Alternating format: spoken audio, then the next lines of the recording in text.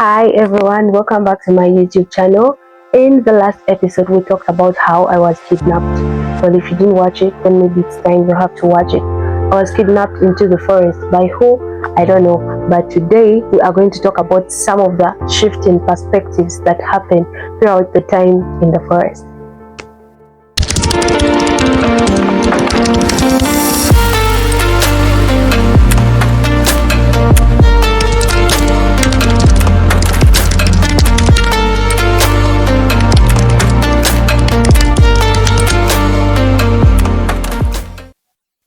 I was a young lady with a huge dream of becoming a medical personnel, or let's say a doctor. Who knows, maybe a neurosurgeon at that. But I ended up becoming a tree doctor. Not that I hate it. I am a big fan of trees and I love nature, so on and so on. But a lot of things happened before I reached that destination. But let's talk about some of the reasons that could have possibly made me change my mind to finally say, okay, yeah, I'm over being the medical doctor and I'm so much into being the tree doctor. In the forestry degree, in Uganda particularly, we have like 4 years of study. So in those 4 years, we do not have integrated practical lessons within the theoretical lessons. So we would have a separate term for the practical lessons, and in this case, we would call it recess term. So recess term was a very interesting term. One of the periods throughout my forestry study that made me so much connected with forestry and also just love the whole concept of being a forester. So you might be asking yourself, what happens in recess term? Well, a lot of things happen.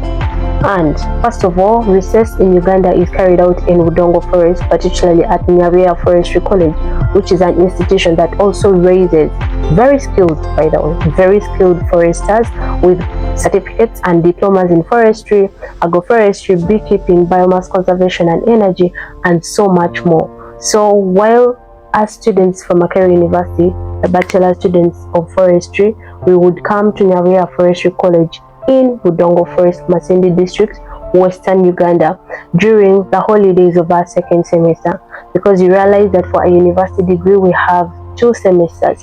So the first semester and then the second semester, where after the second semester you can be able to go to the next year. So before transitioning to the next academic year, we would have a recess term after the second semester where we get to do practical lessons for the different courses that we studied throughout the semester. So for the first practical lessons and the first recess term that we had was in our year 1. So in year 1, we all arrived at Budongo as my class 21 stroke you. We didn't really know anything about Nyabea. So imagine just entering an environment and it's all new people, and there is no network. Yeah. When you first arrive, there is not even when you first arrive. Throughout the time in Budongo Forest, there is no network. So personally for me, regardless of the fact that we had to move away from the city into a more remote area, of course to learn, educational purpose was very key. But for me, this experience was entirely a mind-blowing experience, considering that I was able to have a chance to connect more with my classmates and the nature itself, concentrate more on learning what there is to learn instead of being on my phone, instead of watching a movie, instead of doing something else. Well, so the whole concept of Nyabea and Budongo just gave me the aspect of living in the moment, appreciating the very friendships that we built throughout that term, and also because the next semester after that recess term wasn't the same as the first and the second semester of year 1. In year 2, we knew ourselves much better. So in the second year of my studies, returning back to school after the recess term, imagine entering a class where you know everyone. Imagine entering a class where you saw someone in the different view as to which you saw them in the first year of studies. Well, talking of connecting deeply, we had conversations with each other, realizing the problems that we all faced as students being in this course, not because we desired to, but because we are here, because of a government scholarship, maybe because it was the only course that was given to you on private at the university that you desired. Then we came up with solutions of, okay, what next? We are here. So what's there to learn? What's there to change? There is nothing to change. except we had to embrace the condition and grow through it. So that was my first breakthrough of forestry. Secondly, we were immersed into practical aspects of forestry. Remember in the first video when I talked about me knowing forestry having to do with plantation only? Well, in this particular case, we went to Budongo Forest. We studied tree nursery management, where we were exposed to the basic skills of learning how to pot, learning how to actually grow a seed into a seedling. Then we also learned the tree identification, learned the basic details of how do we identify a tree, how do we distinguish this tree from the other. We collected samples of leaves. Imagine being in a natural forest. Trees are so huge and there's so many trees. So all we had to do was to use the bark and the leaves to distinguish this tree and this tree. So in this particular process, we use the dichotomous key, we use pressing, and we also used a book that is called Katende, which is used to identify the different shrubs within the East African context. So you can use the leaf using basic details like the veins in the leaf, the shape of the leaf, the arrangement of the leaf, and also we use the bark of the tree, the exudates that come from the bark, the color that comes from crushing the bark. So there are a lot of interesting things that we learned that are so significant when you are beginning to learn how to identify a tree, some of which actually become irrelevant as you become a professional. But of course, when you have to explain these details to someone who is also beginning like you were, you would have to go through the same techniques of explaining. So these questions that we learned showed us that in forestry there is actually possibility for more. Well, the foresters in banks and the foresters who work in the environment sector, there are foresters who are conservationists, there are foresters who work in the wood industry, there are foresters who work a lot of places and so the question is just showed us that, hey, you're here in forestry, but there is a possibility of you finding something that resonates better with you even after your degree. So to me that was a great tick, because then it showed me that, hey, you might be here by mistake, but then there are a lot of possibilities to explore still within forestry. Talking of, you will still become a doctor. Oh yeah, tree doctor, but we also know that a lot of herbal medicine is got from the different trees, the indigenous tree species that we have. So perhaps if you'd like to explore botany, you may end up in the medical field, which is definitely okay. And for someone who maybe wanted to be an engineer, you can explore wood science and technology. We learned a lot to do with applied mechanics of materials, timber structures and design, all those course units that prep you for a work living experience in engineering, building and construction using wood. Actually, doing a degree is just the beginning of endless possibilities. I got more comfortable then because I'm like, okay, why not? If my dad was able to tell me to finish a forestry course and still go back and do medicine, then perhaps I can also explore finishing a forestry course and directing the knowledge that I'm going to learn from here to serve myself and my community in a way that's so much aligned with my values. The experience with the Forestry Association, Makerere University, was the groundbreaking experience. From there, I met what is known as the International Forestry Students Association. The International Forestry Students Association is a global platform that unites forestry students, agriculture students, conservationists across the globe. So you can be a Ugandan forestry student, a Kenyan forestry student, and you are still able to connect with other forestry students in Asia, in Europe, in America. Isn't that so good? Well, that was good for me, because that's the point where I realized that I can actually be more than just a Ugandan forester. I can be a factor of change on a global platform. The experiences that come with being a member of the International Forestry Students Association are unmatched for any student who is a forester. Okay, that was so much. But what I'm just trying to say is that if you actually engage in the activities of IFSA, you're able to see what more you could bring to the world. What more can you as a young forestry professional contribute to the climate space? How can you contribute to the policy space? How can you contribute to the biodiversity conservation, ecology, research, anywhere that you feel like, yeah, this is the path that I'd like to follow? That is my third.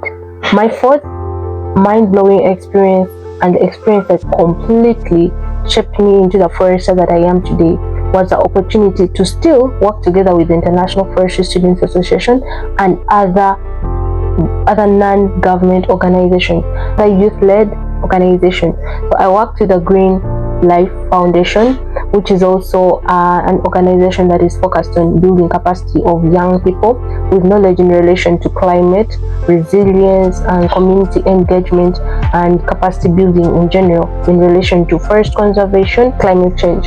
So I also worked with the Kakuru Tree Planting Initiative, which is an organization that focuses on supporting community members in restoration and also capacity building in general. So throughout my work with these other organizations, I was exposed to actually the field experience of being a forester. Maybe not the whole complete aspect, but I feel like that was just what I needed as a student. We could go to different schools, primary schools and secondary schools, educate the students about climate change, about forestry, the significances of trees in their communities, in their schoolyards, and how these trees are connected with their livelihoods in general. We also educated these students just basics of how do you take care of a tree when you've planted it. It's not enough to just drop the seedling in a hole and then say, okay, yeah, it's going to become a tree. It's going to grow and become a tree. The basic procedures that you have to do to at least take care of the tree, considering that maybe it's in a school compound. Do you fence it? Do you protect it from animals that are around? Do you protect it from children running on top of them and compacting the soil underneath them so that it prevents the tree from actually surviving? Yeah, so those are some of the things that I did while working for those different organizations, and to me, I felt like they were a platform for growth. I at least understood how was I going to lead this career after this degree. So it shaped my mind to the fact that it's actually not going to be this hard. Well, it is not that easy. Right now I'm here talking to you. I'm still navigating the whole path, something that I would definitely share. But then the whole thing is setting your mind with a positive mindset, knowing that, okay, I'm in the forest career now. What am I going to do? How best can I utilize this opportunity that has been given to me by God? Who knows whether it's God, whoever is sponsoring you, opportunity given to you by your parents. So there is a good out of everything. It may be the same for someone who's doing medicine, someone who's doing engineering. You ended up there not because you wanted, but because maybe your parents felt like it was the right course to do. You can still explore opportunities of how you can actually help people, how can you serve the community and yourself while still doing that same course that you've been designated to do. Some of these opportunities are readily available online. Some of them are actually available in our communities, in the university. Some of them you can get through your peers. But what I would just like to say is that volunteer, put yourself out there, learn new skills, and just be able to embrace the profession before you actually get out of school, so that then you might actually have a change of mind. For me personally, interacting with the different community members that I had to do throughout these opportunities of volunteering was a nice thing for me, because then I felt more connected, I felt more valuable, I felt more purposeful, that actually being a forester wasn't only going to be about the trees. I would still have a way to give back to my community, have a way to add some positive impact to my community. But if you are also there and you're a forestry student in any part of the world and you're viewing right now, I advise you to find out if you have an association in your organization that is of foresters, of environmental students, agriculture students, and maybe you are not subscribed to be part of the International Forestry Students Association. You can just reach out to me or just search the International Forestry Students Association online, and you can read more information about them and maybe explore opportunities of how you could be a part of such a global network. Well, there comes a time where you have to actually transition from being that international forestry student to a professional. But what I can assure you is that they and this organization is going to help you throughout this process. It's going to be much easier when you interact with your other foresters, when you actually interact with the professionals, when you put yourself out there and learn what is there to take, so that you're able to take what is there to take, right? Well, guys, that is how my mindset and attitude towards forestry changed, from someone who was unsure about what life could lead to, well, I'm still unsure, but we're figuring that out. But at least I was able to transform myself from the field that was in year 1 to the field that got out of forestry in year 4. Basically, that's it, and thank you so much for whoever has come this far. And in my next video, I'll just be sharing some of the different career opportunities that are available for forestry.